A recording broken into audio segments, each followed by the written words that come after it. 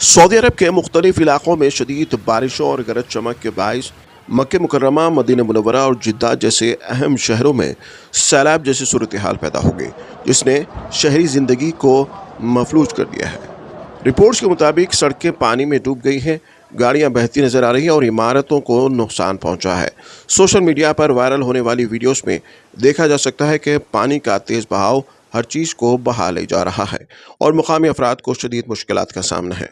Saudi gazette की रिपोर्ट के मुताबिक मदीना के शफिया इलाके में 49.2 मिलीमीटर बारिश रिकॉर्ड की गई है, जो सबसे ज़्यादा है, जबकि जिद्दा के अल बिसातीन इलाके में 38 मिलीमीटर बारिश हुई है।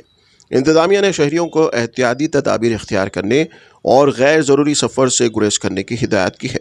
मज़ीद बारिशों की पेश गोई के साथ हंगामी टीमें इमदादी कार्रवाइयों के लिए चौकस हैं।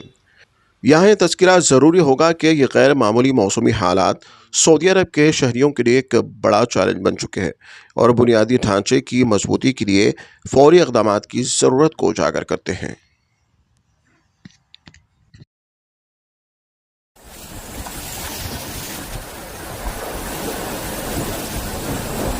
قريب ما تشوفون الا بجده.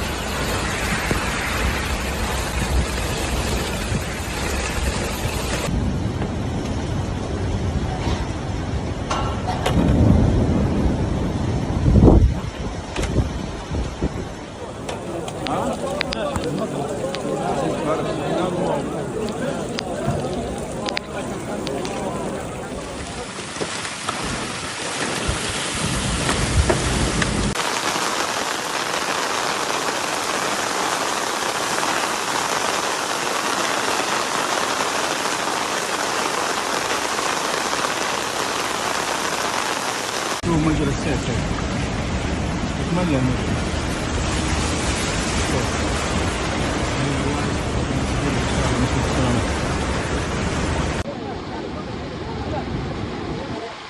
لا إله إلا الله. سيول قوية الآن.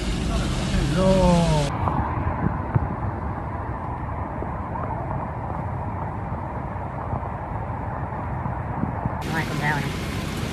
إن شاء الله أمورهم تمام. سيول اللهم لك الحمد ويعطينا خيرها. هذا بشركم نطلع.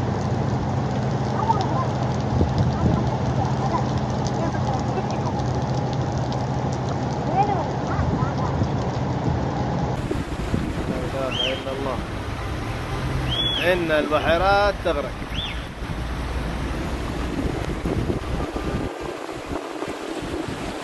احنا فيها سيارات واقفة. اولادنا واولادنا الله يشافي كل مريض. يا الربع قوة عصف هائل تحس انها بتقلب السيارة. لا اله الا الله. خل ضابط. لا تعاكس الهواء. لا اله الا الله. لا اله الا الله. اللهم اصلح النية والذرية. اللهم شافي كل مريض. اللهم اغفر لنا ولوالدينا. لا اله الا الله.